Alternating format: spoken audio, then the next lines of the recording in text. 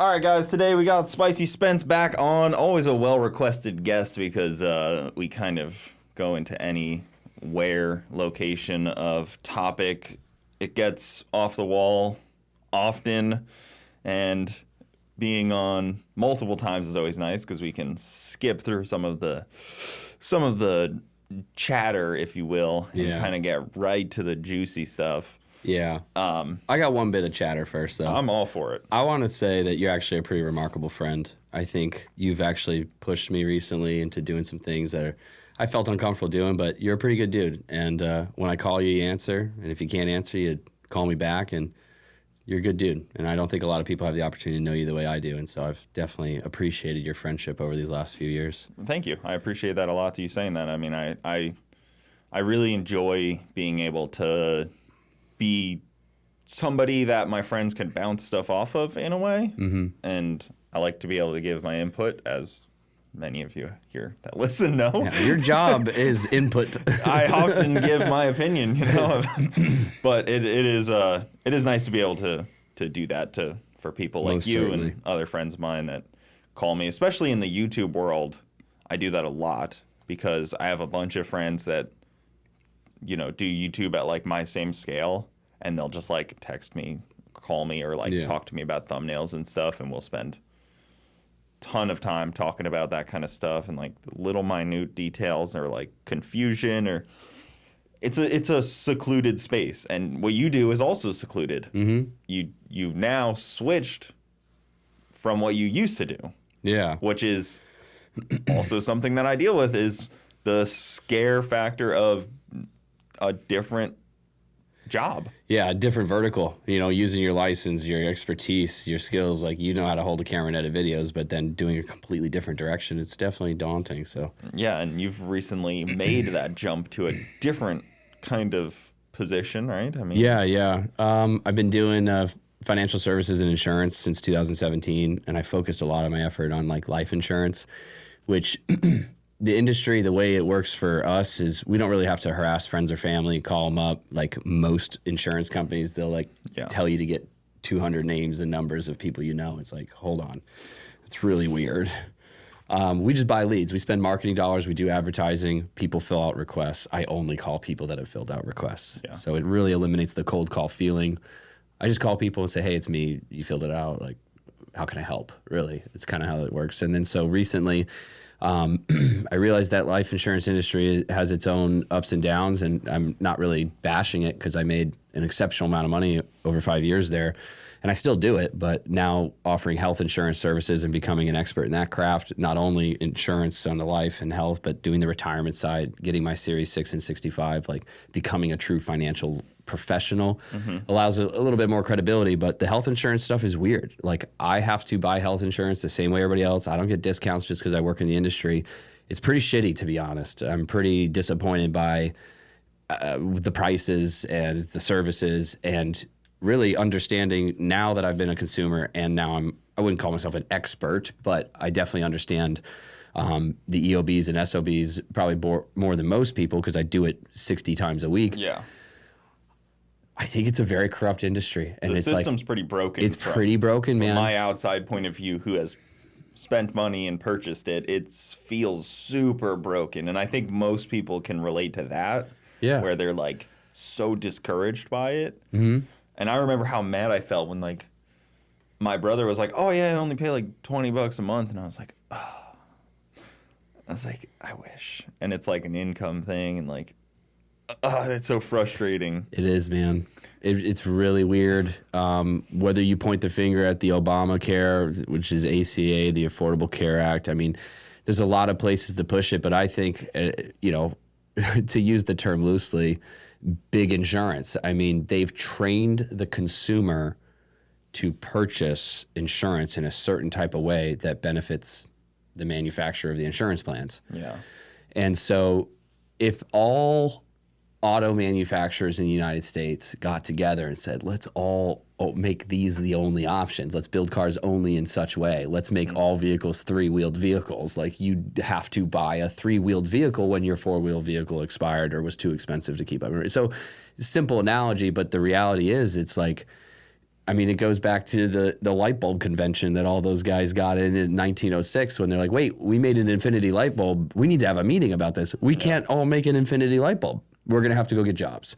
And so when you have these big industries that are all in cahoots with each other, and we're talking trillions of dollars, like billions is a lot, and then trillions is an insane amount. But they just have a lot of power, a lot of marketing dollars, a lot of persuasion, a lot of lobbying. Like, it's just... That's where I worry, is because they're able to lobby, and, you know, I'm not inherently against lobbying. I'm inherently against people accepting and doing what the lobbyists say. That's where people don't make that distinction, and it frustrates me. The lobbyist can only do something if the receiving party is corrupt and does something. But it's very easy to corrupt people. But that's the thing. Like, lobbyists are always going to be there. You just have to be stronger and not be corrupt. Correct, but corruption comes with, you know, look at Jeffrey Epstein. I mean, he was given a $50 or $60 million penthouse in New York. Like, forget everything he did, but let's just use that as an example. Yes. Dude, if you give me a $60 million house, I'll cut your grass. I'll come over and brush your damn teeth. Like, you get what I mean? Like, there's a threshold that a lot of people, it's conflicting. So I think what the promise that I've made to myself in the health insurance industry was that I stopped chasing the commission. And what I mean by that was, in the life insurance industry, in the place I worked, they really subliminally got you to chase the commission. And now my entire sales process, call it a sales process, I just take me out of the equation, and I'm going back to the need. This is a person that needs just to be in a better situation than what they are. Mm-hmm. And luckily for me, some of the contracts that I've written with my providers for insurance, I've written it in a way that they don't pay me any commission up front for my sales. Instead, it's just a monthly reoccurring amount. Yeah. So if you choose a plan that's $2,700 a month for your family, I'll get paid roughly the exact same amount as a guy that pays $479 for just himself. Hearing the thought of $2,700 a month for insurance is sickening. Brother, one of my friends who owns a business, who is happy to, we actually talked about him coming on this channel. I think he's going to be back here in 2 weeks. I said, let me get you in touch with Cooper. I'm sure he'd love to have you as a young business owner. But I'm helping them, and they have people on their sheets that are paying over $3,800 a month. Granted, the business is paying for a portion of it, but I saw that, and I was just like, my jaw hit the floor. The fact that I can sell insurance in a honest way, and I can go to sleep at night, and I'm not chasing this almighty commission, but I can help a friend save $80,000 a year on his business. As soon as I got that sheet, I called him right away. I was like, dude, I said, I'm looking at anywhere between $60,000, maybe even $80,000 less for your business. Or actually, I texted him that, and he's like, dude, I'm very disgruntled and not happy about that. I'm happy we're having this conversation, but I'm just very frustrated that we've been with the same guy for 20 years. And I said, dude, that's like 3 new employees for your business. And he texts back and goes, that was the very first thing I thought of. And it's kind of nice, because most people would be like, 80 grand, that's my new car. That's this, that's the vacation. And he wants to grow his business. So if I can help his business grow by mitigating or lowering costs, it's like, I feel so much better. And health insurance is like, excuse the term, but 1990s gay, back when gay was okay to say. Yeah. It's just gay. It just sucks, because you have to buy it. You can't go to sleep knowing you ain't got it. Mm-hmm. You can't raise a family without it. And I just try to make it suck a little bit less. And so talking health insurance, to me, I've always equated that to like... This is the most boring way to start a fucking podcast. Dude. We are dropping... That's why I'm trying to... Get out of it. No, I'm trying to hit it into different areas as well and connect it to different things, because I think a lot of people understand the struggle in that. Yeah. But to me, anytime I talk about health insurance, it's like salt on a slug. I just immediately shrivel away from it. And I'm just like, no, I don't want to talk about that at all. And there are plenty of things I will head first talk into, and that is just one of them that always turn. And to hear people spending that, to me, my first thought was like, that's the same thing when people are like, tax the rich more, okay? And then they hire 2 less employees, 4 less employees. It's like, that's how that works. I've made really good money before, what I've considered really good money. And the moment you get in touch with a CPA that has their worth and, that's worth their weight, oh my God, I save money by having more money. It's very weird. Yeah. And so I've made great money before. I'm very fortunate. But there's a tipping point on There's a tipping point on making money where you can actually keep most of it, because if you make good money but you're in that like, I don't know, like maybe like 200s, you're in a weird spot where you kind of don't have the resources to get out of paying too much. But once you tip into where you have more, you can have the resources to pay less. I would say $200,000 to $300,000 is enough money to live a very comfortable life where you're not looking at your bank account to do normal things. I think $500,000 and up is where you start to go, oh, there are things I can do. Yes. There are tax codes I can utilize. There are irrevocable trusts I can put assets in. Mm-hmm. There's so many, I wouldn't even call them loopholes. It's just the tax code. Once you get to that level is when you can start thinking about it. But under that, you're not quite able to break into that offshore bullshit. You're not there yet. So you get screwed more than the guy that's just a little bit higher. Dude, I have financial service techniques that I've utilized for certain clients that require a net worth of $10 million or more liquid. I mean, we're talking about people being able to establish their own insurance companies on the books in and out of the country. And we're talking 95%. I wouldn't call it tax evasion. I would just utilization of the tax code. It's a very weird world when you start getting into a lot of money. And so I've been in financial services. I get what people bitch about when they say they're not paying their fair share in taxes. It's I get it. But it's the tax code. Trump said it to Hillary in their debate. They attacked him for using the tax code to his advantage. Is it true you didn't pay any taxes in this year? And he goes, yeah, it's true. It doesn't make me a cheat. It makes me smart. But Hillary's, all of her donors, they all use the same tax codes. And it's her tax codes. Yeah, exactly. She helped write them under Clinton and under Obama and kind of across the board. Fuck, man. Yeah, fucking fuck. Dude. Which, I'm a libertarian, so I'm pro no taxation at all. Taxation's theft? Just none. The biggest tax. It's 4th of July right now. Yeah. We should be talking about zero taxation. Yeah, dude. We're in a world where we're paying 40% taxation, and then cumulative is 60% when you talk about how many times a dollar gets taxed. Yeah. I mean, it is the 4th of July, and God bless America. This is the greatest country, I think, on earth, and the most opportunities exist here. My grandparents are immigrants. I've known people who have immigrated within their lifetime here, and they've made comments I don't understand how it's kind of, I don't know. They basically say this is one of the easiest countries to become wealthy and that they've ever been a part of. And so. Absolutely. And, I start to wonder, it's is that because everything else is so bad that, that this is the best of the bad? Yeah. Dude, you're probably right. It's well, is that are we a shining beacon, or is that just because everything else is pretty bad? Yeah. And pretty controlled and pretty loose constitutions that get trampled on. Mm-hmm. I mean, what other countries even in the running of the amount of faux freedom that we have? I don't know. None. I know 4th of July is interesting because. You want to hear something funny I do every 4th of July? Yeah. So in college, I played a little bit of college sports, but we had 6 or 7 guys from England on our soccer team.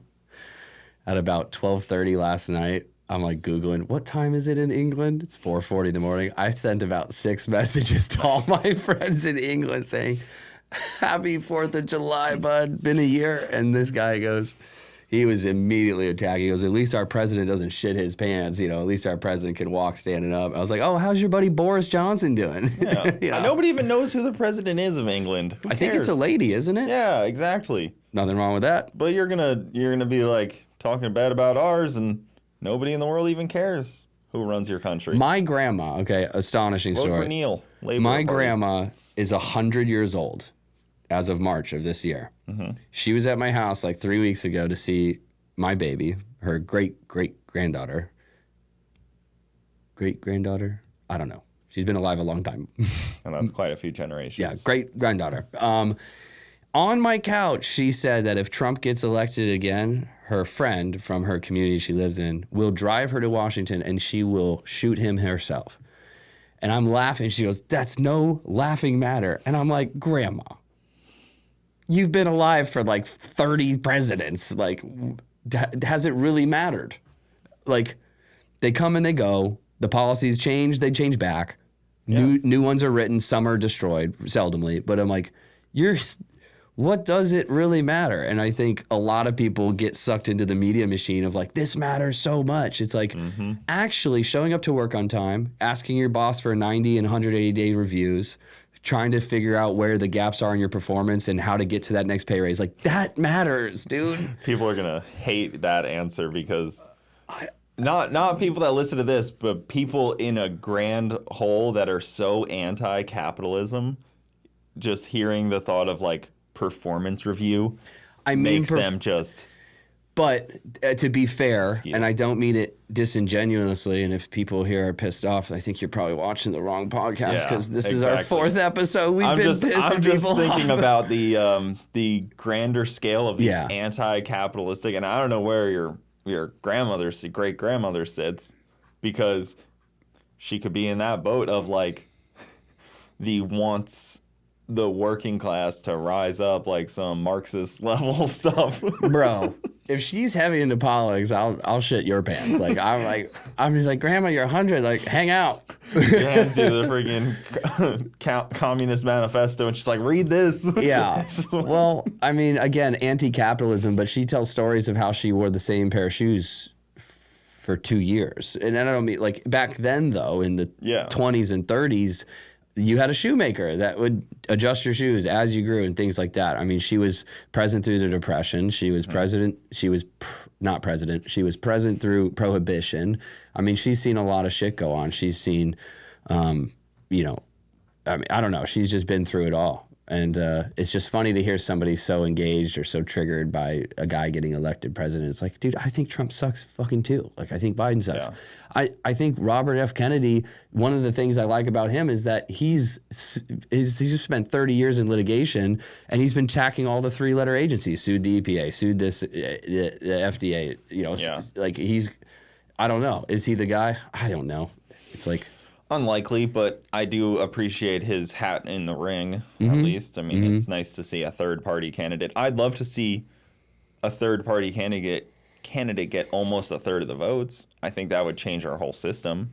Yeah. I think that would be very important. I don't want to see him as president, but then again, I don't want to see anybody as president because I don't like anyone. Yeah, exactly. Anybody that wants power, I immediately don't like them. Yeah. Anybody that wants power that badly. Yeah, what's interesting, though, about Trump is that he had power through his wealth and professional accomplishments. And so one of the interesting things, if you look back in history, there's only a few presidents that were self-funded on their journey through presidency, and it was Reagan.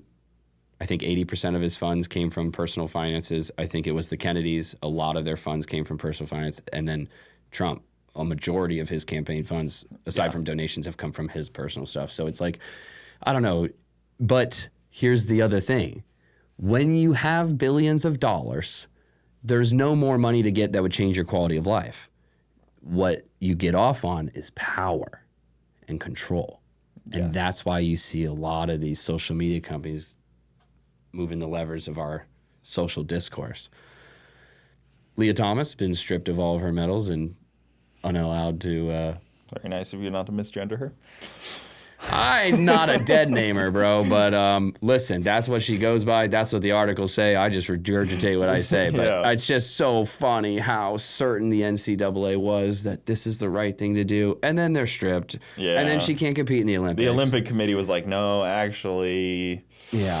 That's the most remarkable thing. I sell insurance. I think they're up in Geneva, the Olympic Committee. On the applications, through all of this, there are still only 2 genders to select.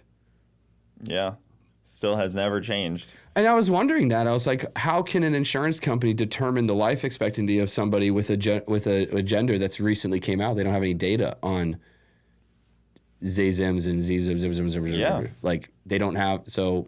Insurance companies are inherently sexist. I mean, car insurance companies absolutely are.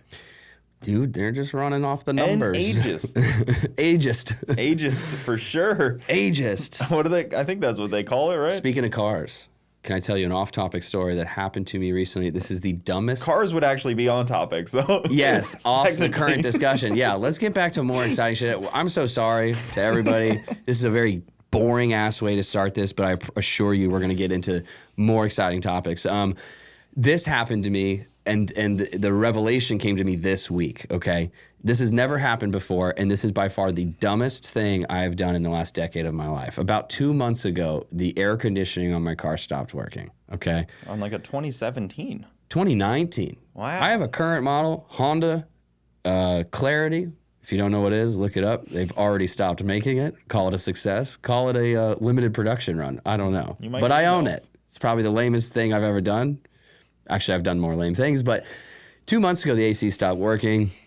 We had bought a new car for our family because of the baby, so we had a new car sitting there, got my truck, a couple other vehicles, but I just stopped driving it because it's so hot in Florida, whatever, right?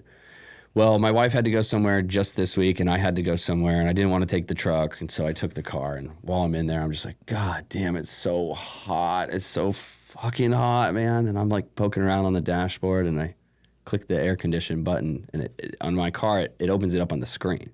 So you can click the physical button, but the screen opens up. On the screen, it says AC, on, off. The AC has been off for 2 months. I pressed it on.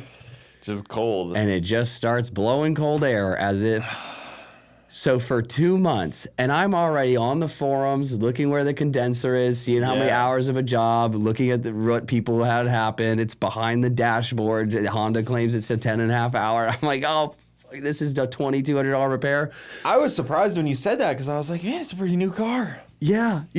Well, it was not on. And it's an electric AC condenser. It was not on, Cooper. I 2 months drove my car, sweated my ass off.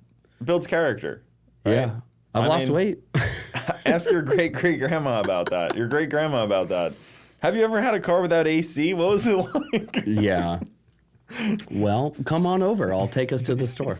Yeah. Flashback. I mean, it builds some character. It may have gotten a little moldy in there or something. Yeah, that was pretty freaking retarded to drive your car for 2 months with no AC when all you had to do is turn it on. Yeah. And like, I want to blame, maybe I jumped the battery because there was some, I don't know, so stupid. That is rough. And then your new car that you got is a Kia, which is questionable. I know. That's a funny story too, because when we were in the new car market, and you know, I think social media, and a lot of the viewers could understand this. Social media wants you to have the sexy car. They want you to get the Yukon, the Denali, the Cadillac, the Escalade, the Range Rover, the Land Rover. You name it, they want you to have it.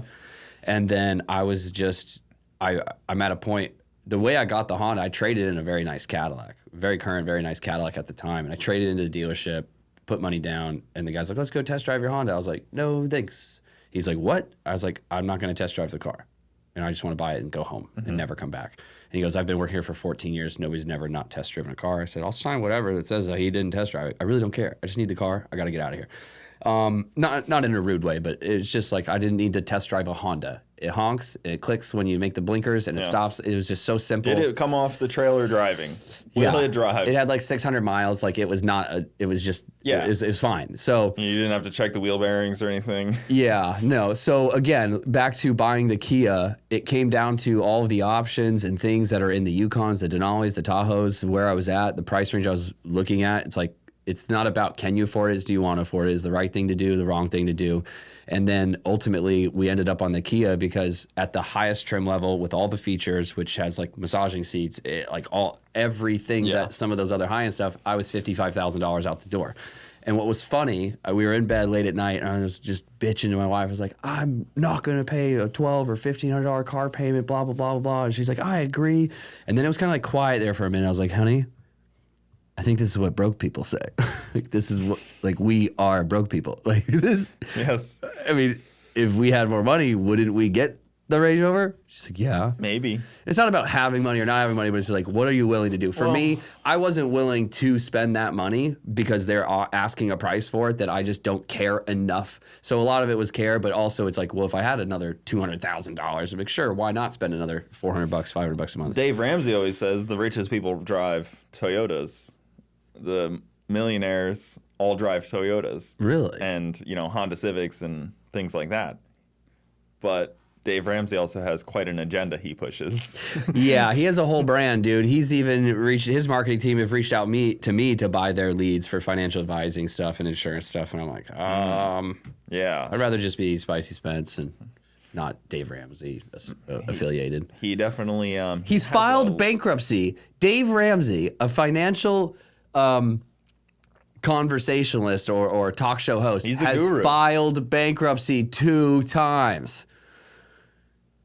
That's how he knows. That's how he knows what's going on. Gotcha. I prefer listening to Gordon Ramsay if I was going to go for one of them. Fucking shit. Yeah. Shit. I feel like his finances are probably top tier. Oh, yeah, bro. You watch his cooking show from his house? That kitchen is... He just had like his 7th kid or something. Astonishing. And he's on like 14 shows at the same time. His poor back. I'm just like, God damn. Yeah, exactly. I'm just like, God damn, man. Like, relax. Save some for the rest of us. I'd rather listen to Gordon Ramsay, King Ramsay. I don't, a lot of people tend to hate Dave Ramsey, but I think most people that hate him are in his clientele. Like, yeah, I hate people that have no self-control on spending need that. Yeah. Need somebody to tell you every single day, don't buy the new car. Don't spend more money. Yep. Some people need that. Not everyone. So if you don't need it, you hate him and you think that it's stupid. But if you need it, it's like, it'd be like saying AA is dumb. AA is so stupid. Why would anybody, that shouldn't exist. Yeah. Don't tell me I don't need that. Well, I don't want my opinions on Dave Ramsey to get misconstrued because I really would probably firmly believe this, that he's probably helped a lot more people than he's hurt. And if you're helping my fellow Americans get out of the debt, get out of the infinite banking, get out of like this corrupt system of taxation, it's like, I respect that. Continue to help Americans. Yeah. Like I don't want to get beef with these guys. Not saying he would ever, but it's like I don't want it to be like Dave Ramsey sucks. It's like, dude, a lot of his advice has helped thousands of people. He's helped way more people than I'll probably be able to help in my career. But absolutely, it's like the amount of people that call in and get good advice from him if you're in like a shit situation is immense. I mean, everybody ends up in a bad situation, and often you just need the advice. Yeah, or like. Selling a course is kind of like... It's cringy, but he's been doing it a long time. And he was selling courses before all these internet, crypto gurus were selling courses. Yeah. Now they sell AI courses. Soon they'll sell how to fight in World War III courses. That's the natural progression of selling a course. I've had somebody tell me to sell a course because the level at which I sold insurance, it was... pretty accomplished. Yes. And people are like, dude, there are millions of people who are insurance licensed that do this. And they're like, you could teach a lot of people. I was like, but when you said make a lot of money doing it, it's like, I just want to help the people that want to be helped. I don't want to like try to like, here, do it my way and you'll be better. It's like, that's weird because my way doesn't work for you. Most people. Yeah. I've often started to dislike the idea of like when people are like, oh, this is good for everyone, or like this is what we want. This is for us. I'm like, you can't group everyone in this whole situation, because I had this debate about like my political philosophies, and I was like, I'm not saying it's better for everyone. Nothing is. I'm not going to speak for everyone, and nor should anyone. and that's it's always kind of an interesting one to me. That's the beauty of this country, is we can speak what we want to say, and you follow, don't follow, like it, don't like it. You know what I mean? Yeah. It's like, I don't know. I know things aren't, like, nothing's going to be good for everyone. Mm-mm. Like, getting rid of Medicare isn't going to be good for everyone. Getting rid of Obamacare isn't going to be good for everyone. I would argue that there is one thing that's good for everyone. what your great grandma was pushing for? No, DeSantis put those swimming vouchers out. Yeah, those swimming vouchers are really going to help. Who is hurt by more people being able to swim? In the only peninsula state, actually Alaska is kind of a peninsula, but in the only peninsula-shaped state, we got a lot of water, more people can swim, less drowning. Yeah, kind of good. So for people that don't know, DeSantis signed 200 new laws in the other day, and one of them is swimming vouchers. If you don't know how to swim, you can get a voucher, which I guess that means like you get a tax break. Nobody's paying for it. It's just your taxes that you were gonna pay goes to. No, a tax voucher comes from the taxpayers, right? How would that work? I don't know. It's very unlikely that they're getting coupons in the mail to like an EBT card or anything like that. I doubt it's like, hey, I'm paying for my swimming lessons with this. Maybe that'd work. I'm sure it would, but I don't know how it works. But if you say, hey, I went and did. The thing is, it's for low-income families. Yeah. And so if you meet a certain income threshold or requirement, you're able to qualify for these vouchers to go get swimming lessons. Maybe that's similar to a Section 8 housing voucher where a majority of your mortgage gets paid for by the government. That just goes from the government right to you. Maybe the government's going to be doing it where they just pay the swimming instructor. That's what I think it is. But I'm about to open the most gangster-ass swimming academy. Oh, boom, boom, boom. Dude, we're going to have a good You have to be a participating vendor in it to, teach swimming lessons. I'm sure there's going to be people abusing this system almost immediately. Oh, yeah, dude. You think there's going to be people on the side of the road with one of those signs that swing? Like, when they did Cash for Clunkers, it'll be like similar, like swimming lesson voucher. There's always somebody that free lessons. The same way The Big Short, they saw all the bad bank loans going. They're like, well, we're gonna short the economy, and it's here for the taking. You know what's an interesting one? As of a couple of weeks ago, there are 63 banks that are insolvent, and there's $517 billion in unrealized losses in the banks. Tight. Yeah, that's really tight, and it's not very reported on. But 63 banks that are insolvent, which means they're gonna go belly up if something doesn't happen. That's tight. $517 billion in unrealized losses. That means that their books are so negative that they're just hoping something swings back in their direction, because if not, they have to eventually realize those losses. They eventually expire. Mm-hmm. And if you shorted a stock, at some point, you have to get out of it. Because you have to keep paying in if you short a stock. That's why, like, the part of my license that does financial services, it's like, it's so scary to look people in the eye and be like, let me manage your wealth. I'm not in control of it. I can't. It's like, there's, 63 banks are insolvent. Like, what do you do with that?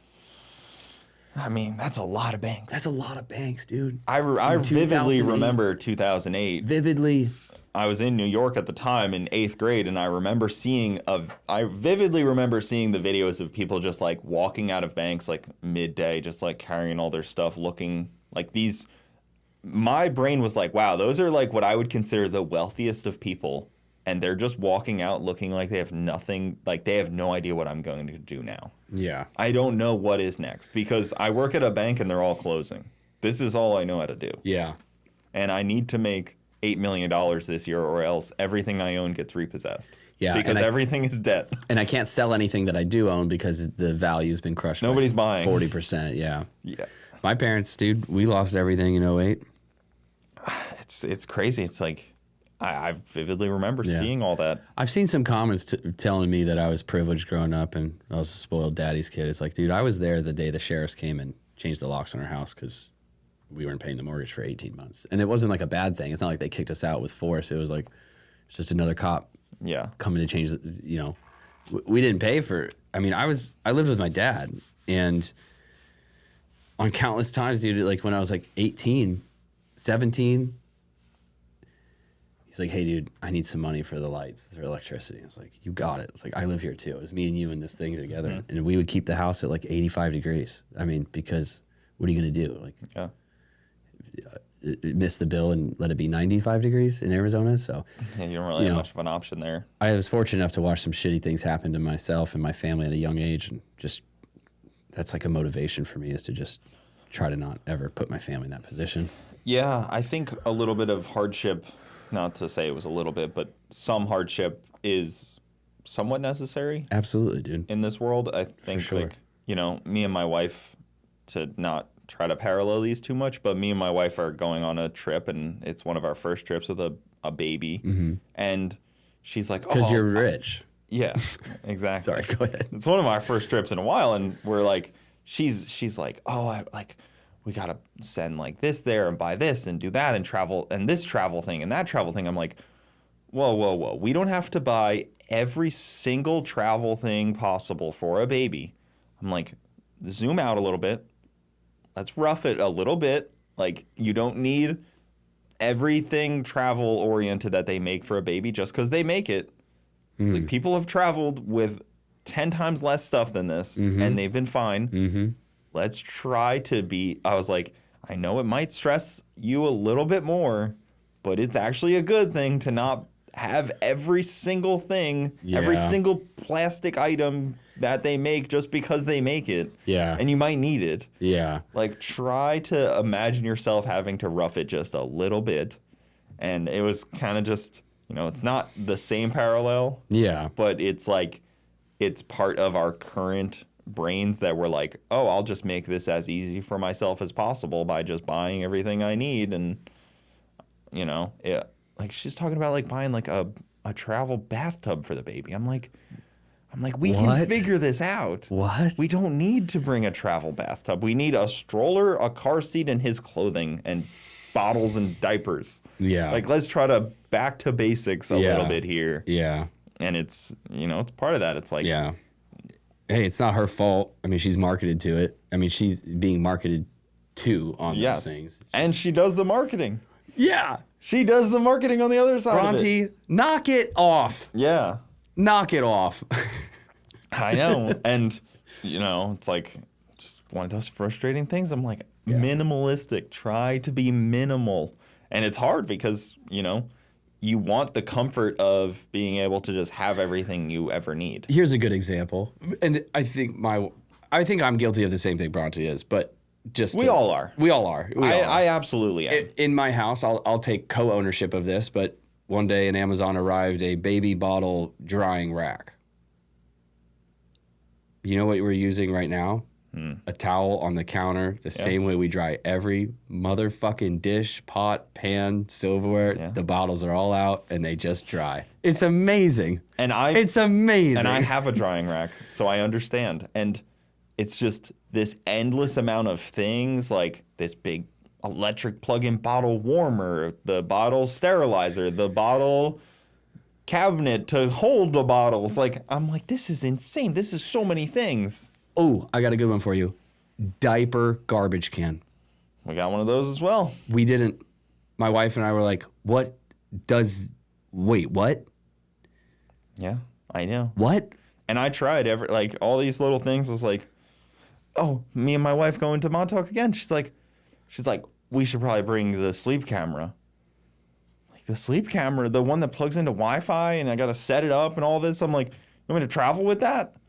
You want me to travel on a flight with so many things? Like, you want to know what the best sleep camera that I uncovered? We don't have a baby monitor yet. Now, I think it's important to have a baby monitor, but on a day that my friends came over and their baby, you know what I did? I just took my iPad out of my office. I went on Zoom, and I just angled the iPad on Zoom, and then on my phone, I just went on Zoom also. Yeah. It's a baby monitor. It's pointing at them. It's audio. It's video. It might be more expensive than a regular baby monitor, but yeah. Yes, but everybody already owns an iPad. I mean, iPads are. I mean, my house, there's 4 of them, not current, but you know they age out. It's like, I was just like, wait a minute, this is the hack. And they were like talking about doing FaceTime and stuff. I was like, dude, Zoom's free. My Zoom, it runs forever. And it's like, wait, I don't know. But yeah, it's bringing a Wi-Fi camera. It's like, check on your baby. It's like, check on your baby. I know. I'm like, how many suitcases are we gonna bring? And it's just a crazy level of like, I'm pro capitalism, but I am anti overconsumption of junk. Like, when I just see like more just like useless junk show up, I'm just like, bro. I'm just like, I am going to be throwing this away in 6 months. You know that, right? Like, it's gonna sit, and I am going to end up just throwing it away.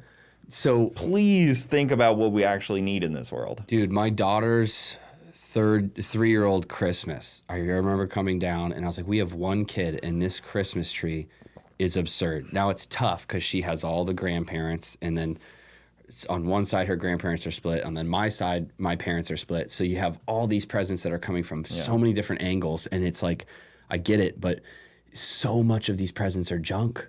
And I've firmly leaned into holiday experiences instead of holiday presents. And so when we traveled last year up to North Carolina for Christmas, it's like, that's a memory that lives forever. Yeah. I cannot tell you what toys or gifts she got other than the PJs we give her from Santa on Christmas. Like, it's like, so every year it's like, I don't know. It's like, I don't not get my kids stuff, but I also just coach them out of getting junk. I'd rather get them a ball or something like a sport thing. It's like that. It's interactive. We're doing it outside. I mean, there's so much bullshit out there. It's the idea. Like I try to live by, like, I don't need much. I try not to need much. You know, I have a lot of things, but I try not to require much constant junk. Like, if I need something new in the mail every day, I am owning too many things. And it's like, it's very frustrating, this like over level of just like consumption of disposable crap. And it gets annoying. And I'm guilty of it too. We all are. I'm not trying to like preach from a high here. I'm trying to preach from the same level. Yeah, it's like, we're all in this boat together. We've all been taught how to use our credit cards. We've all been like, it's okay. It's just, we all know where Amazon is. Yeah. It's just making better financial decisions for yourself. Whether you listen to Susie Orman, Dave Ramsey, Cooper, Spencer, it doesn't fucking matter. Just work hard, get your promotions. If you're a W-2 guy, always ask for those reviews, which you seem to be triggered by in some way. No, I'm not triggered it's by like, it. I just worked at a dealership and I was constantly pestering these people because I only wanted more money. I only wanted to better myself.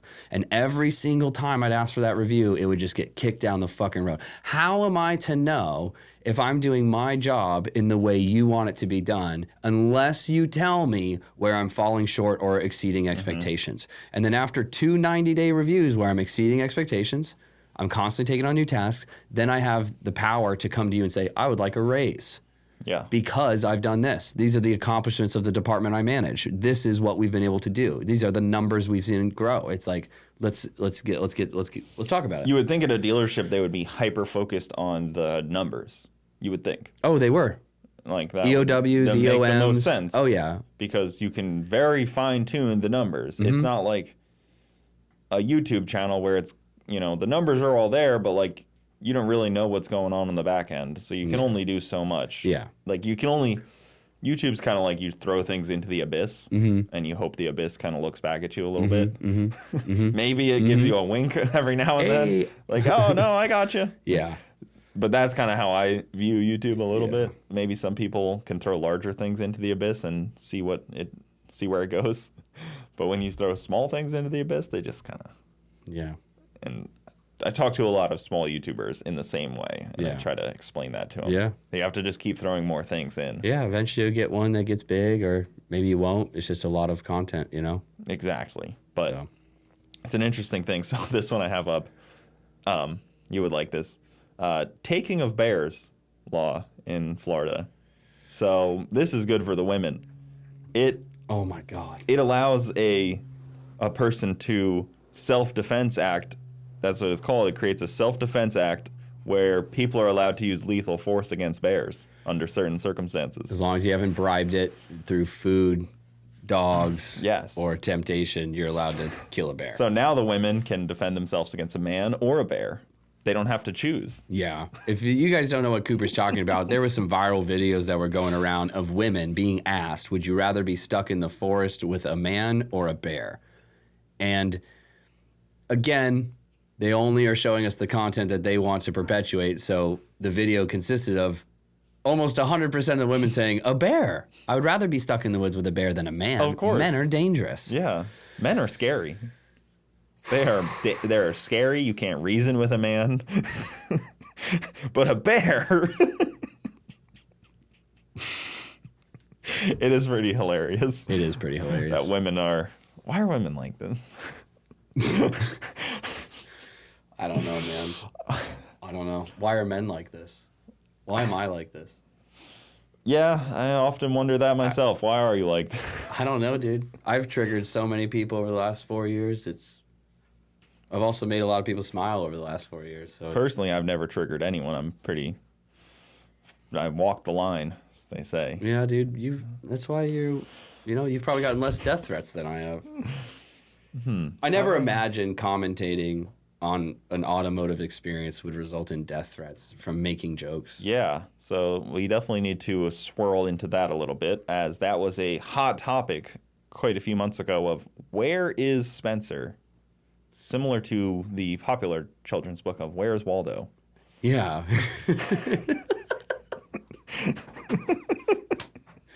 I fucking love you, dude. And if you don't know what we're talking about, if you don't spend all your time in the Freedom Factory group, you probably don't know any of this. Well, maybe you can set the table. If you just watch a video and you don't actually dive into thousands of comments or then proceed onto a group and argue with people in a group, you don't know anything that's going on. Yeah, that's a small niche, but I think it's part of this niche that we're in right now. Yeah. There's an overlap of that same person. Yeah, I think there's some people that watch your content that watch that too. But there might be. Yeah. I mean, but for the explanation is Spencer was no longer at the most recent Freedom Factory events. He was no longer singing. He was no longer announcing. He was no longer part of the festivities on the other side of things. You were in the stands. Yeah, which is a different experience. Yeah, I mean, and you did a great job in the stands. You were cheering when you were supposed to. I loved it, dude, honestly. And that's the thing is, like, I want people to hear my honest opinion of it. So for 4 years, for the better part of 4 years, I was one of the primary team members to help announce and commentate and MC the Cletus McFarland events, which was honestly, it was so fun. Like, I don't ever look at a single event and be like, that was less fun than it was work. And I had a blast doing it. That's how it all started, was like, it was not really like hey, we're going to hire you, here's the agreement. Like, it wasn't like that. I refused pay, for several events. And then it came down to like, hey, I have to, like, liability and stuff. I was like, dude, whatever, right? There was never like an argument about money. It was never anything like that. We actually had a conversation at Garrett's house together after, I think it was the Christmas tree drag race of 2023. And we're buddies. We were friends before we did this together, and we'll continue to remain friends. And you were business associates. You both owned a CR500 together. Oh, we have love children. We almost bought a mud truck together at one point. Yeah. I mean, we've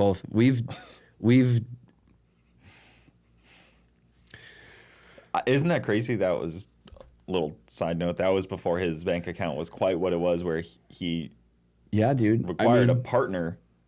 He thought, let me get a partner on a mud truck. Now it wasn't so much that he couldn't. It was like neither of us wanted to go all in on it, but we were both halfway interested. And that's not a dig. It's not a dig. When me and Garrett were a part of this, it was like, we might not be able to buy this $1,000 worth of T-shirts. So yeah, there's been an evolution. Yeah, it was more like neither one of us wanted a CR500 so bad, but to split it. Yeah, it's like, what the fuck? Like, why not? Like a couple grand? No, dude. Excuse me. He's a great dude. Like, I had so much fun doing it, and I think it was after the last event that we were just talking at his house. We had just done like the sauna and ice bath routine, and he's just like, dude, these people, they never let up. Did you pee in the ice bath too? I did not. Oh, no, okay. Are you christening the ice bath, dude? I mean, it's hard to hold it when you're in an ice bath. And pee before, bro. Before you get the pool. It was cold. You want to warm it up. That's the You're missing the point, Cooper.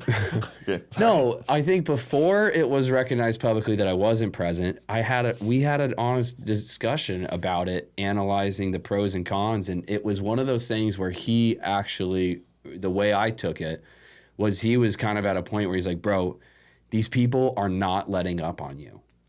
And it's constant, and it's always aggressive, and it will probably ramp up in its aggressiveness before it subsides. And I was just like, dude, I'm not here to cause a problem. I only want to be a value adder.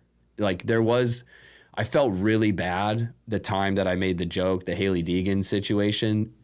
It wasn't that I felt bad about the joke, because the joke was funny in the context of the venue at the time. The crowd laughed, I laughed. It was definitely spicy, but I was brought in as Spicy Spence, not Joe Blow or regular Spencer. It's like, I want to bring entertainment and comedic value to it. I don't know if my role was hired as comedic value or whatever, but anyways, I felt bad that I had to, something I did or said resulted in him having to make a statement about it. That's not the goal, okay? Not at the expense of the business or having him to make a video about something I said. Okay, it all blew over. Everything was fine. The person that was so targeted by the humor actually loved it, leaned into it. Great, right? So that was the only that goes.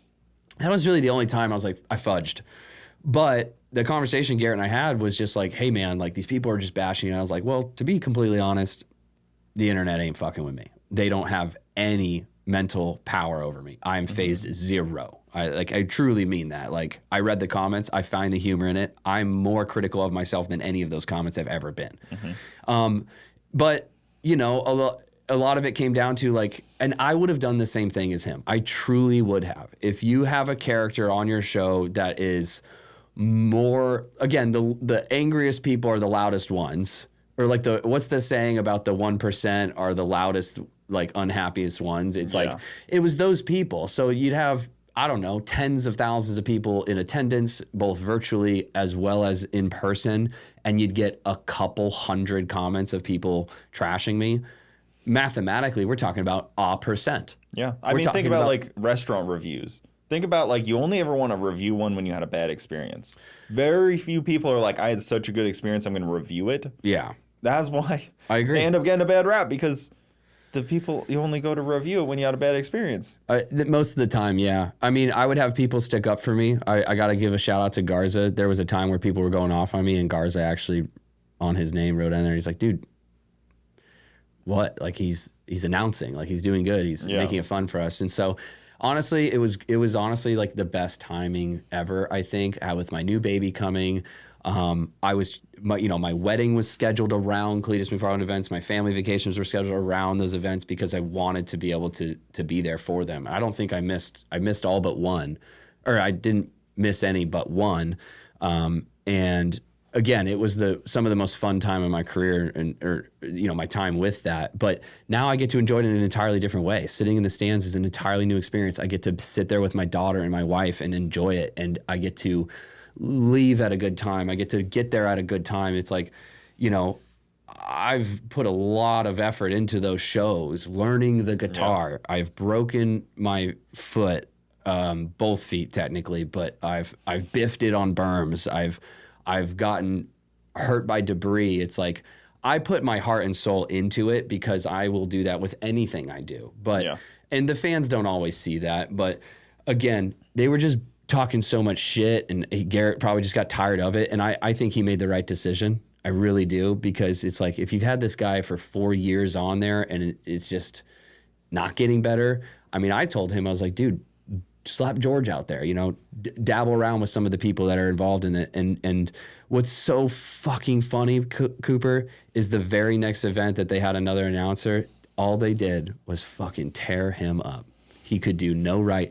It's one of the only things I've ever done that there is no threshold to consider it a win. Yeah. There's no first place. There's no gold medal. There's no job well done. There's no percentage rating. There's no scorecard. There's no feedback. I mean, yes, there's feedback, but it's just one of those thankless jobs. It's almost like a defender on a soccer team. You're never scoring goals. You're constantly trying to defend. If you're the center fullback and a goal gets scored on you, it's more than likely your fault. It's the most thankless position on the soccer field. And so when it came to announcing, it's like I was crazy enough, and not crazy, but I was one of the few people that's like, dude, I'll risk my reputation to go have fun, to hype the crowd. And I think looking back on it, in the earlier shows that we had, I'd always ask one of the main guys, I said, can I get a microphone that's just to the house audience? And I think earlier on in the production, it was not really possible. We're trying to get this thing up and running, and I'm here asking for requests to have different microphones for different audiences. I think my value was most seen in the engagement of the in-person crowd and audience. And I never really wanted to be on the live stream, like pay-per-view broadcast. I think there are great people for that. I think there are people that are skilled at that. I think there are people that have a career at that. It's like, I'm not a career announcer. I'm just dumb enough to go out there and let the hate be the hate and just hit it on the chin. Like, you're really not going to be a psychologically advantaged over me because I'm not addicted to the result. I'm addicted to the process. You got to have thick skin for it. And, you know, it's interesting because the people that go there aren't seeking you out or any announcer out. The people on this channel, you don't just get this forced on you. You have to look for it. So if you're giving me hate, you know, well, go find something else. But you were, in a way, forced on people. All announcers are, because they want to go to these events. So there's no option for them to watch something else. There's no option for them to click off. They are, it's in a way forced on them. So it will always be different.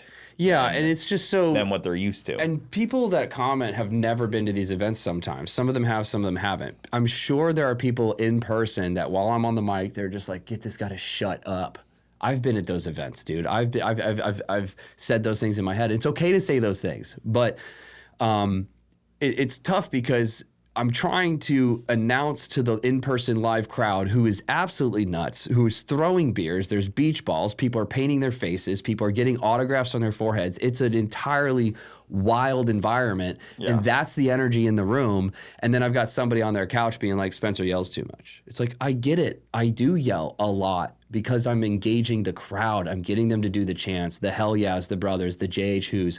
It's like, that's what I want to do. I want to engage with the in-person audience, and when you pipe that in over the live stream, you get a little bit more energy than is needed in the living room in New England or the living room in Australia. It's like, it's just not the disconnect between the energy in the present and energy where you are is different. And that's where, what do you want me to do? The only thing I can come up with is just only let me do that. Don't put me on the live stream. And you know, it's funny because I would get comments, you know, personal conversations I've had with very prominent YouTubers, Cody, Whistling Diesel, Matt Carricker, Roman. These guys have asked me on more than one occasion, like, what's your YouTube channel? Like, you're funny.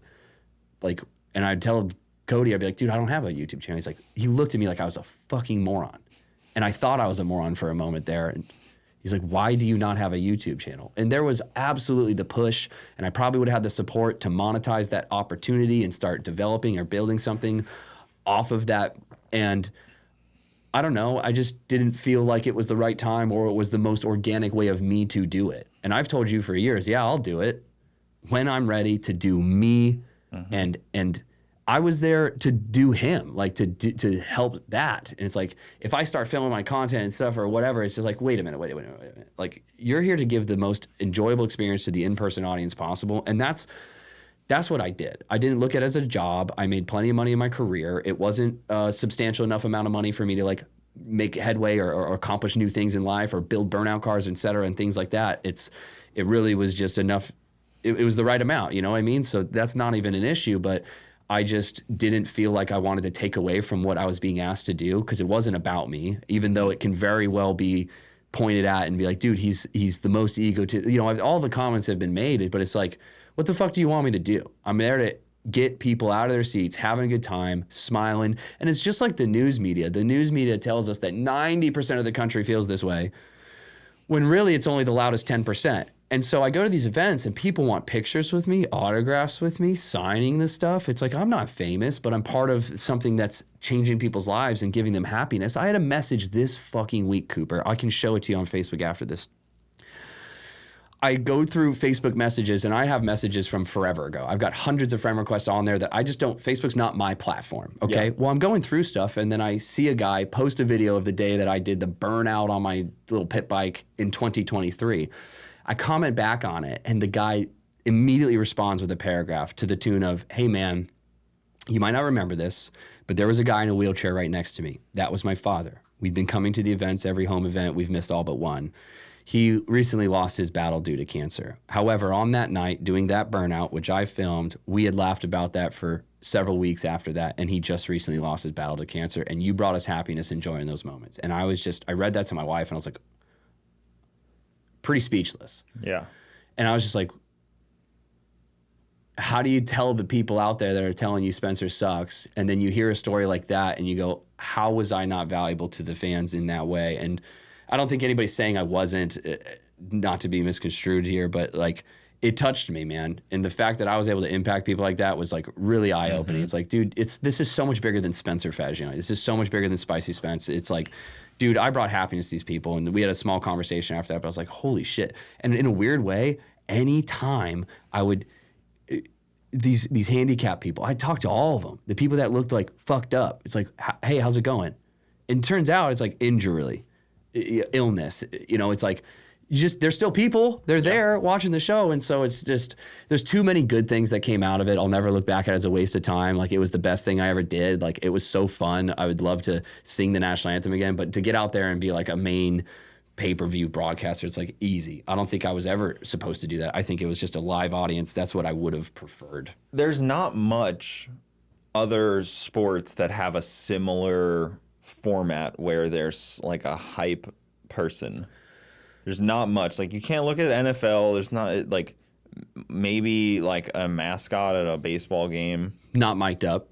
Yeah, just dancing around, and they put the camera on him. Like, it's such a UFC has commentators, but they're not right. They're not hyping the crowd. Exactly. Yeah. It's the most unique, hard job I've ever done. That there's no metric to really say you killed it, right? Yeah. Because you're always going to make somebody unhappy. And so I agree with you. It's like one of the most like thankless jobs. Now, I got plenty of thanks and gratitude from fans and the team, and I'm happy to have been part of it. I have zero regrets on it, but it certainly was just like, you just go out there and do your best. But again, there's not even a menu. There's not even a school to go to. There's not even a rules of engagement. There's not even like a proven methodology that works. It's like, just go out there and try to engage with people in a positive way. And sometimes my humor crossed the line. Most of the time it didn't. But the only comparison is like drifting and what Deanda does. Yeah, but he's still... And he's still not crowd focused. He's still in the booth. Yes. He's still on the paper. He's on the broadcast. That's the job. And so I think the whole reason I got brought in was because Garrett needed to be more involved in getting the cars prepped, doing the burnouts, engage with the crowd. Yeah. I worked really well with Garrett, I felt, like being able to constantly read his body language, making eye contact with him from across the burnout pad, recognizing when he's bringing the mic to his mouth so I can lower mine so we don't talk over each other. It's like, I tried to always be an add-on, not the main thing. And again, how do you MC an event?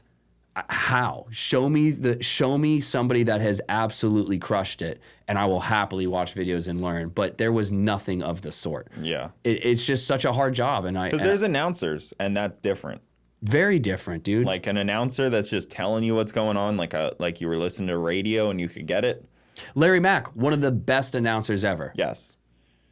Could he MC? Maybe. His style is to like you were listening and you weren't watching. And you needed to understand what was going on. Like, I used to listen to radio all the time. I remember hearing, like, somebody, like, if you ever listen to radio and, like, you listen to, like, a sports cast, is crazy. Because what they have to do is so different than, like, what you were doing. Like, I remember listening to NHL hockey game on the radio.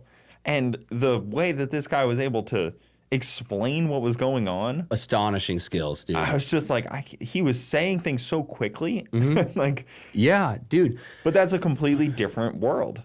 Yeah, it's a completely different world. And there's a script for that, but there's not for what you were trying to do. Well, and maybe I'm missing something. Maybe there is some sport out there that's like, that does this, or some event. Please let us know. I mean, it's been 4 years that I did, I did it for the better part of 4 years. And I was always like, I spent a lot of time researching these things. I mean, but I just didn't find anything that could really like take me to the next level. And it's one of those things like you're just the closest thing to it is probably a mega church.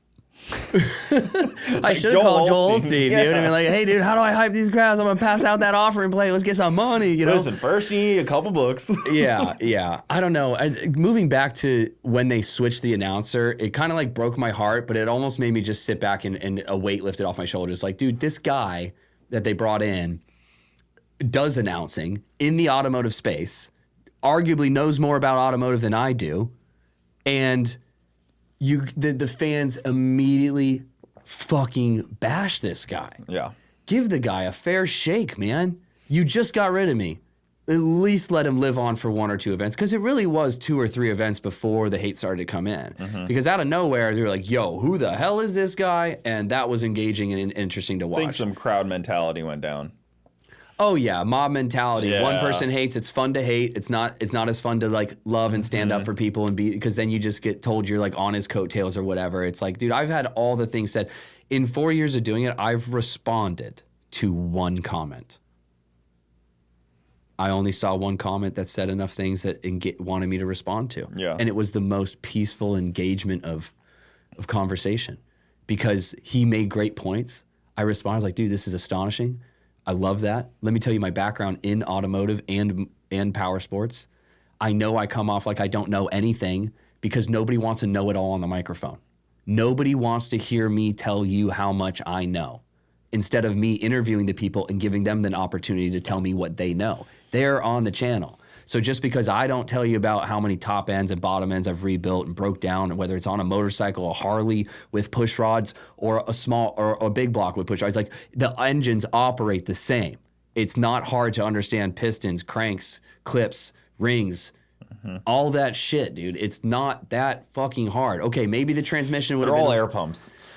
They're all air pumps at the end of the day. Exactly my point. 2-stroke, 4-stroke, small block, big block. It's like, it wouldn't be hard for me to get in there and be like, okay, I got a general idea way around this. All right, yeah, James would give me some hella awesome tips. Same with you. But again, I'm not trying to go out there and be a know-it-all. That's annoying. And so 1 guy I ever commented to, everybody else I just let fucking say their words, and I laughed. What the announcer does need to be a know-it-all about, though, is the YouTubers that are there, the people.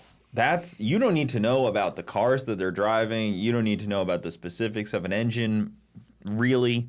You really need to know the person that pulls out onto the burnout pit and their accolades, because they're all, for the most part, especially in like the Freedom 500, like they're all somebody. And not to say like a nobody doesn't deserve announcing, but like it's hard to know it's hard to know the accolades of just some guy.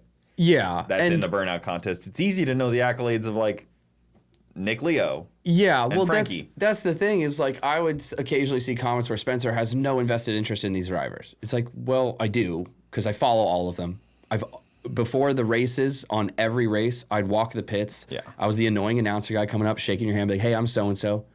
Happy to meet you. If you see me around with the microphone, it's probably because I'm interviewing you. Like, hey, man, watched you for years. Yeah. Whatever. Okay, I had to meet some of these people for the first time, but I had engaging conversation with them, like Millennial Farmer.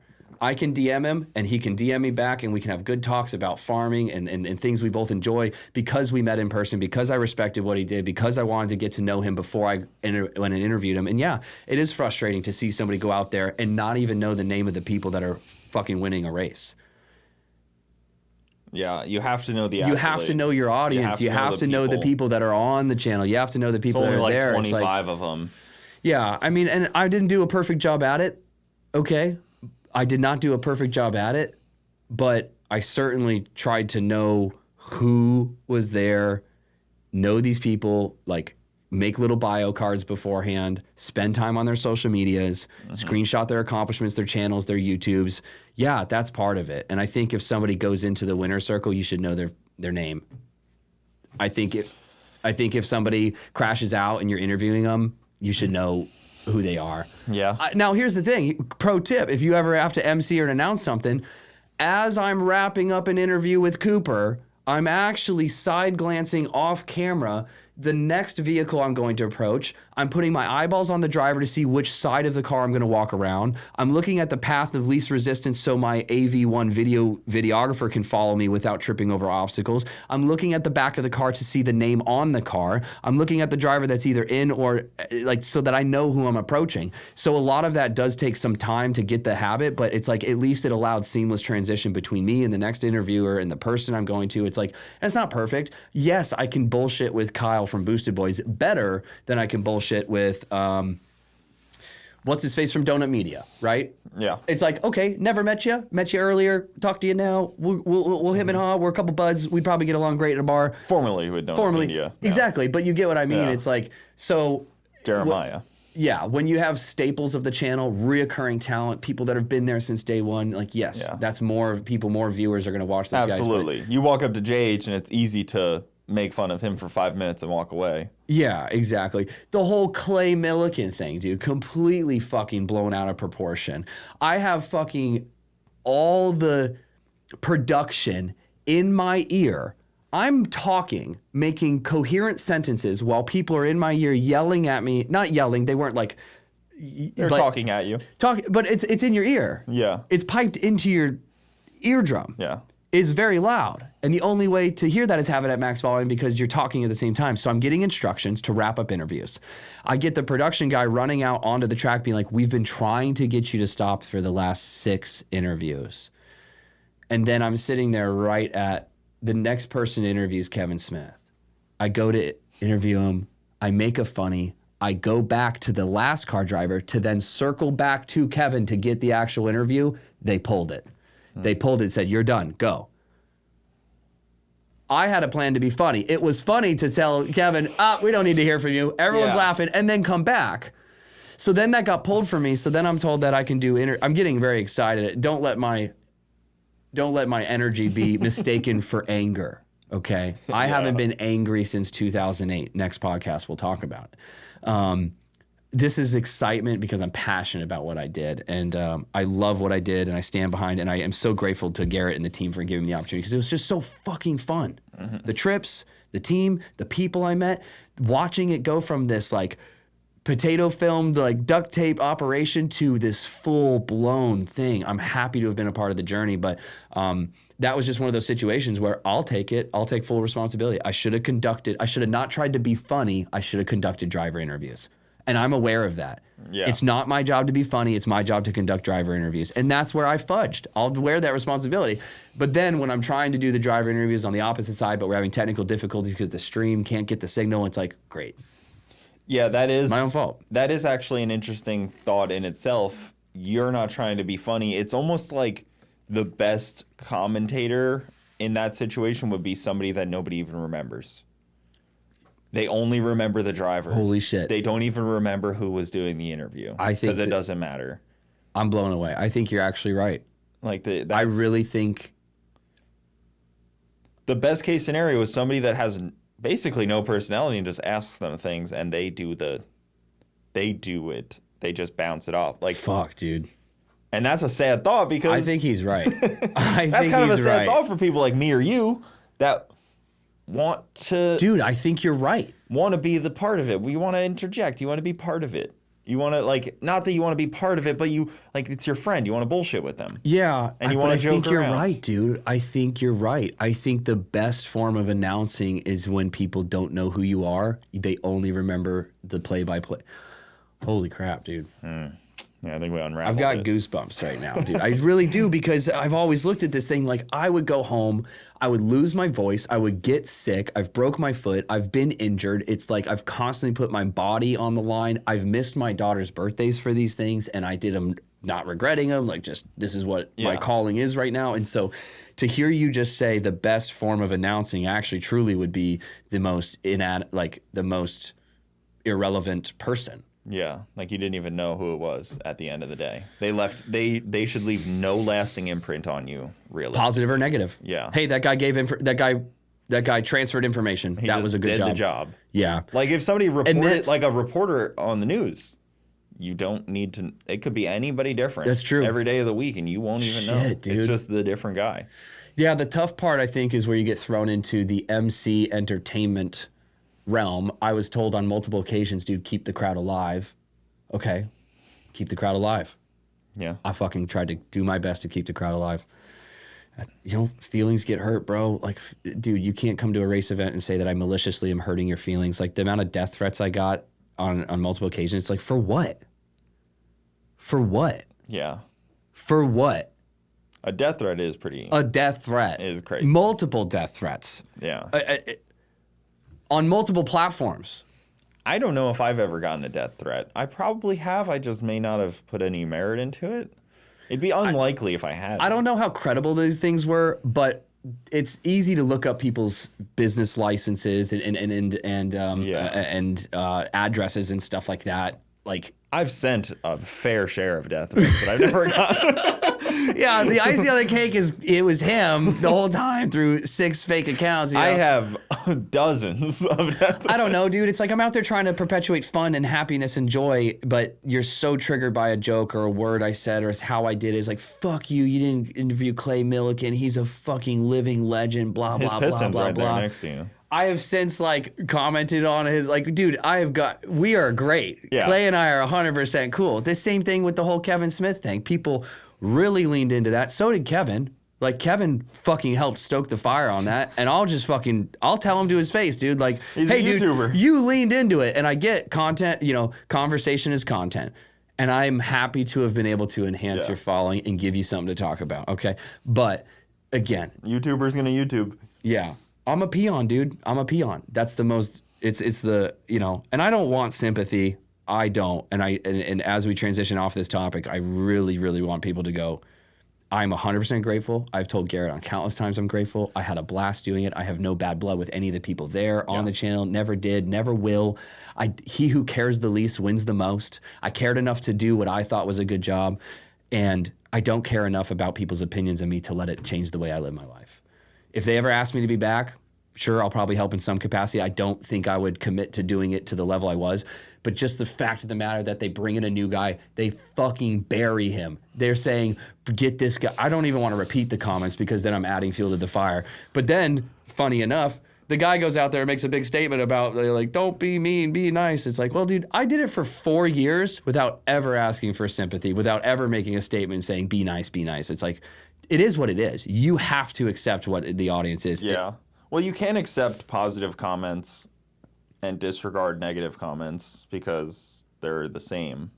Like, if you can't accept really any criticism, if you're gonna, like, you have to accept both because they're both the same. Like, I try not to really take any stock in positivity on the comments. I try not to take any stock in negativity on the comments because if you're just like brushing past the positive ones and looking at the negative ones, you're going to swirl into negativity. If you're just looking at the positive ones and ignoring the negative ones, your head's going to balloon.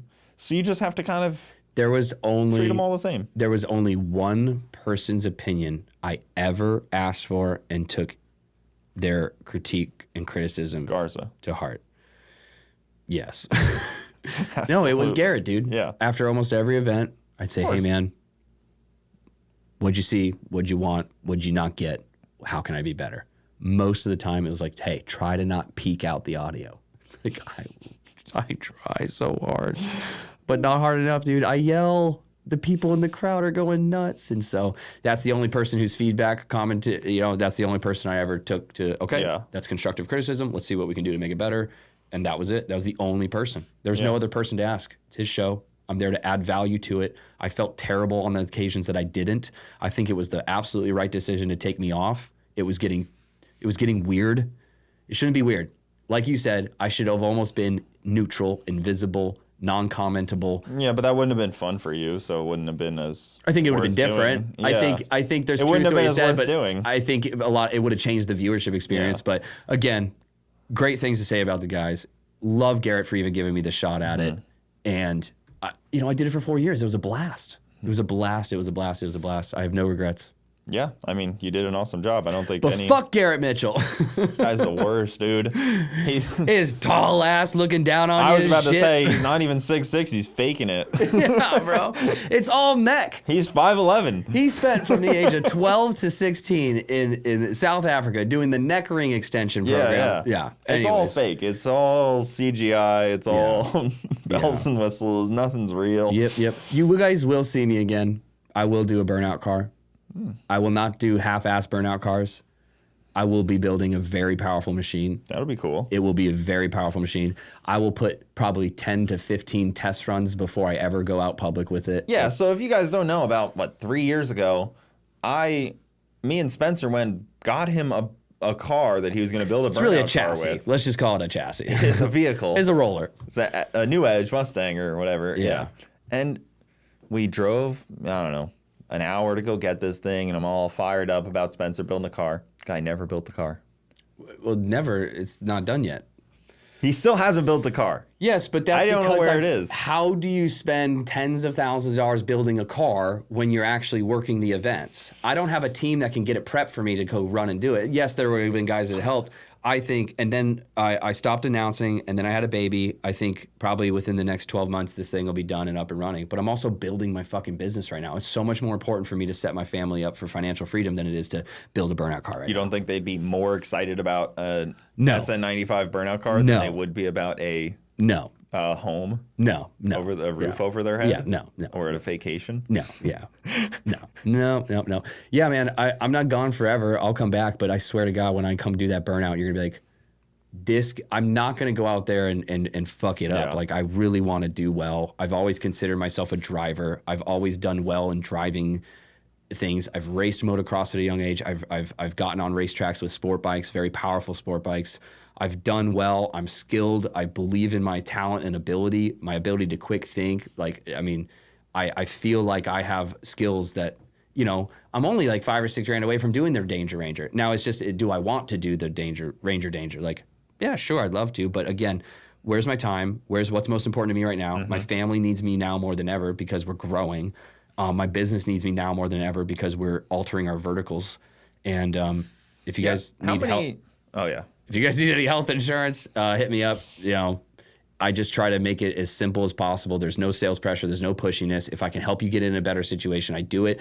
I've got multiple businesses that I've helped out, businesses of channels that you guys follow that I've been able to help, and eventually we'll be able to go public with like, hey, these are some of the people I've been able to help out with. So again, I'm not asking for handouts or freebies. I will only recommend we make adjustments if it's truly better for these people. And so I've done it with you. And what did I tell you? I said, hey, what you have is actually really good. Let's not touch it until open enrollment, see if there's any reason why we'd make a change. Yeah. But I'm the last guy to tell you. I talked to JH yesterday. He's got an extremely good plan. He's had since before Obamacare. He was more than happy with it. I went there to talk to him about that side of things. And he goes, hey, tell you what I am interested in. I do need some life insurance, you know, cool, great. Let's just talk about it. I forgot to send him the screenshots of the quotes and everything. So I'm really not very good at my job, but hence the reason why it needs me now more than ever. But Yeah. sorry. I was going to say, how many daughters do you plan to have? Well, I'm one of 4 boys. Yeah. So Okay. you're going to end up with... I was absolutely the worst of them by a magnitude or factor of 7. Mm-hmm. Now, I wasn't a gangbanger. I wasn't selling drugs. Still time. Did you ask, did I do time? There's still time. Oh, There's still time. good. Will Still not. time to sell drugs. Yes. But I wasn't really the easiest kid to parent. And at one point, my mom cursed me and she put a hex or a curse on me because she's very, I love you, Mom, but you're It's a witch doctor. kind of a bitch sometimes. That's mean to say, but God, whose parent isn't? I'm a bitch to my kids sometimes. God. All right. A But woman, you know. I love my mom. Our relationship has grown exponentially over the last 10 years, which I'm very happy for. And she's been a great part of. Anyways, I was really bad as a kid. So she kind of put this curse on me like, I hope you have 4 daughters and you'll fucking know the hell it can bring you, blah, blah, blah. I'm 2 daughters deep right now, man. And I know my wife and I have agreed to have a 3rd. And I'm pushing for number 4. I want 4 kids. I don't know why. I think I want to be a full-time dad, and if I can do business in a way that I can do that, it's daunting to hear or say, but right now we've only replaced ourselves. I have to have a 3rd to grow a little bit, and I see these pictures of families that are so big. My grandma's 100 years old, and at her 100th birthday, I was fortunate enough to host it, and I watched 62 directly blood-related people come to my house and celebrate her. That did not include a couple friends and people. Yeah. 62 people that were here because of her. No amount of houses or cars or wealth or trips or money or whatever can give me that level of happiness. I got to experience that happiness, and I was like, I want this. I want what my grandma has. Absolutely. I would 1,000% agree with that. God willing, Bronte willing, I would love to do the same thing of 3-4 children. Mm-hmm. Gotta have at least 3 for replacement of yourself. I mean, it's an odd hole to go down, but yeah. it does make sense when you think about you gotta have 3. But 4 would be nice if, like I said, God willing, life willing. I mean, kids are more expensive than ever. And they are not getting any cheaper, it seems. No, I mean, it's easy to sit here and tell people what you want, but, I think God's got a plan for all of us, whether you believe in that or a higher power or not. Yeah, there's a Bible right next to you. I keep one on that shelf, which I'll talk about right now. I had a guy, I said something on a Constitution on this shelf and a Bible on that one. It's so funny because I had a guy, I said something the other day, and the guy's like, on Zoom, it was a guy I was training, and he starts like frantically like writing it down. I go, what are you writing down? He goes, I'm writing down what you just said. I go, brother, stop. He's like, still. I goes, hey, dude, stop. It's been written down. It's in every hotel. It's in the Bible. It's already been written down, dude. Pick up the good book. Yeah. I am regurgitating things that have been told to me. Like most of the things in the things I had planned to talk about, we ran out of time for. But it's like, dude, I'm not. Like, dude, it's already been written down. There's so much good things out there that can apply to your life, and so I just found that funny. I was like, hey, dude, it's already written down in the book, the good book. That's a good book to go into, and I always recommend everyone. Me and my neighbor actually got into a long conversation about it the other day. Is Meditations from Marcus Aurelius. I don't like to be preachy about it, Marcus but it Aurelius. Is such a great read. Yes. And you will read that entire book, and I guarantee you will want a highlighter and a bookmark and things to put bookmarks, and it will be loaded at the end. And you're like, this is 1,000+ years old? It's incredible. What? Dude, people don't read enough anymore these days. I personally don't. I have too many things I want to read, and I get overwhelmed. Yeah, and it's unfortunate, but I always recommend Marcus Aurelius's Meditations because it's that is a good book. I've been fortunate enough to read that. And if you find it young enough, I guarantee it's even better than finding it older. And I wish I found it another 10 years ago. Yeah, because I only found it 5 years ago. Yeah, and it's. Yeah, about 5 years ago is when I read it because I was in Seattle, Washington at the time, and it was recommended by a mentor to me, and I read that. And I read a lot of John C. Maxwell books. A lot of good books out there, man. And yeah, reading it with a highlighter and a pencil is one of the best things I ever did. Because also, I've been able to expand my vocabulary by reading. People on the earlier podcast be like, wow, I have a newfound respect for Spencer. He's rather intellectual. I read. I expand my vocabulary. When I read a word in a sentence that's not in my vocabulary, yes, I can use deductive reasoning and understand the context of the word and apply it in the sentence so I can continue reading. Or I can underline it, Google Webster Merriam's dictionary, which you have a dictionary right under this Bible, look up the definition, write an adjective, noun, verb, and then write out the definition. You're 41% more likely to retain information when it's written down.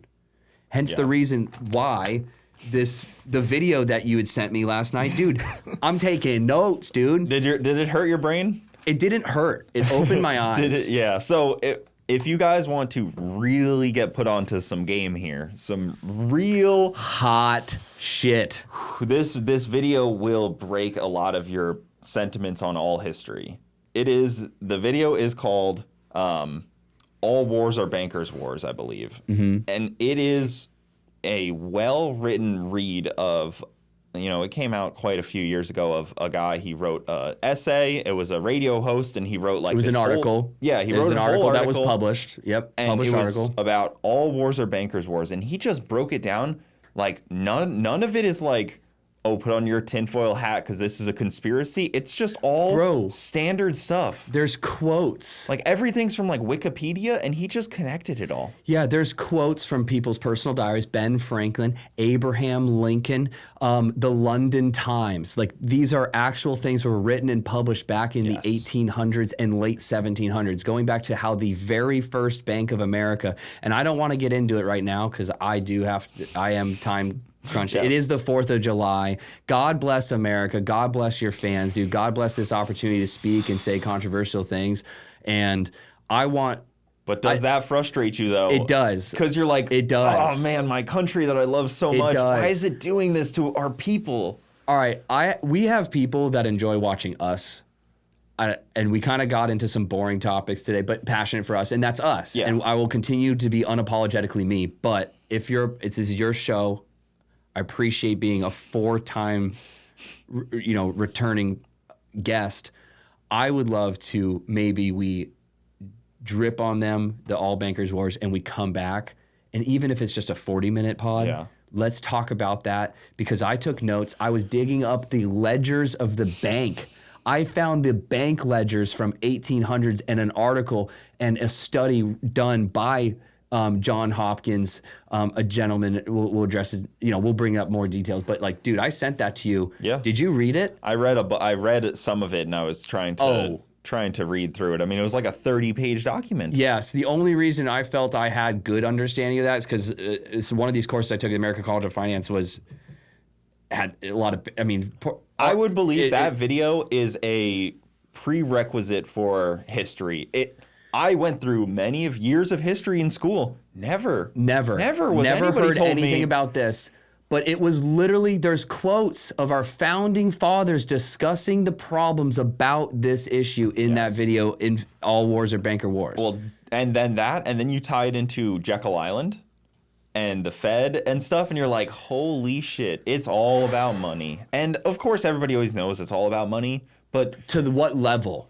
When both sides of a war are being funded by the same person, you're like...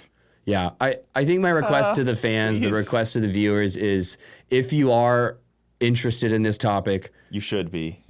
Why don't we just promise to do something after your trip? That way it's not super distant or super far between. And we can do a very short, much shorter I'm sure format. it will roll. I'm sure it'll roll, but I want to go right into the topic because we're actually asking these people to do some homework, to come back and be aware of what we're discussing so we can discuss it with you, so you can be engaged in the topic. Because if we're talking about a topic that they know we're going to talk about, they're going to be like, I'm ready. It's a 45-minute video. Astonishingly enough, it has a warning on the video on YouTube saying it has graphic and violent content in it. I watched the whole thing. No graphic images, no violent images, no rated R images, none of it. I think it's just the ideas. It was just like a radio host talking with like a good temperament the whole time. Check this out. I went to download it to my YouTube so that I could download and watch it on and off air. It wouldn't successfully let me download it. Yeah. It would not do it. I reset the app. I uninstalled the app, reinstalled the app. I couldn't get it to download. I'll put the video in the description because I really think it's a very important one, and I think it changes your whole view on U.S. history. Yeah. Let me just say this one ice-breaking thing. According to not ice-breaking, I don't even know what the correct terminology for it would be. A mind-blowing thing was I and you have been told for our whole lives that the Civil War was about what?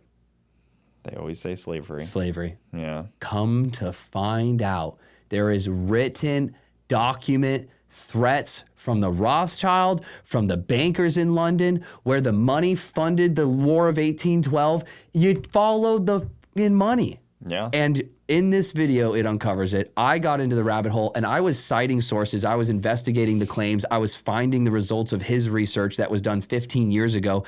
I promise you. It's 15 years old. This video's 15 years. They could have showed me when I was in high school. 100%. This article. It's not even show you. It's that all they could have read it to me. It was all written down.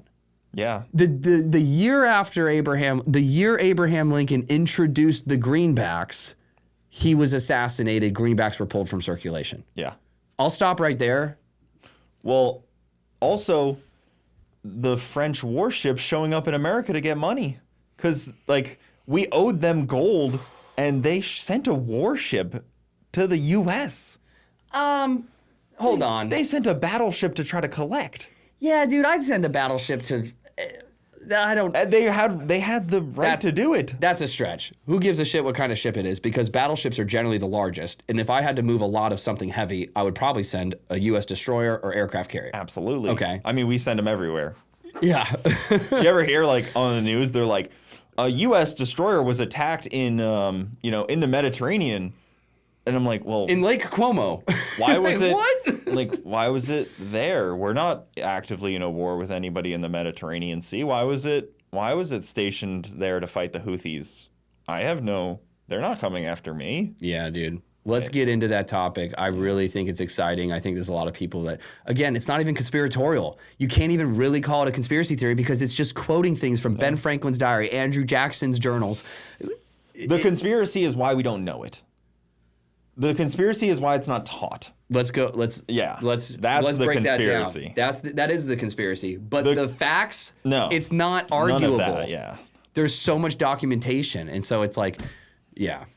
So I recommend Jekyll Island. The video I'll put in the description. Jekyll. Yeah. Jekyll Island, Georgia. Yes. Put the links of these things if you guys. Yeah. If anybody is curious, and if you also want to put me onto some game, comment another thing. Shit, yeah, dude. I'm interested. I'll do some more homework. From our very first podcast, people said we want more conspiracy theory talks with Cooper and Spence. And I think the next one, it was great to catch up. I appreciate you having me. Yeah, it's been a while. Yeah, it has been. We've talked about this for a minute. I know. I like doing these. Like, I'll happily have you on as frequently as possible because I'll just slip them in on like a Thursday episode too. We have great talks, man, and I think we always push each other. It's like the same way I was like, that's a stretch. It's like I have no problem calling you out. I'll be like, dude, that's just silly. That's silly talk. That's silly speak. But those hats, I get pretty silly. Were made for us, by us. Yeah, I'm a pretty silly person, dude. All right, well, we'll end it off there. It's 4th of July, guys. This God bless America. Came out late, anyways, but one of the biggest holidays in the world is the day that your country separated from Britain. Across the world, well, that's one of the biggest holidays globally, is the day you said no to Britain. So, all right, guys, that'll do it. Thanks for watching. Keep it saucy. See you next time.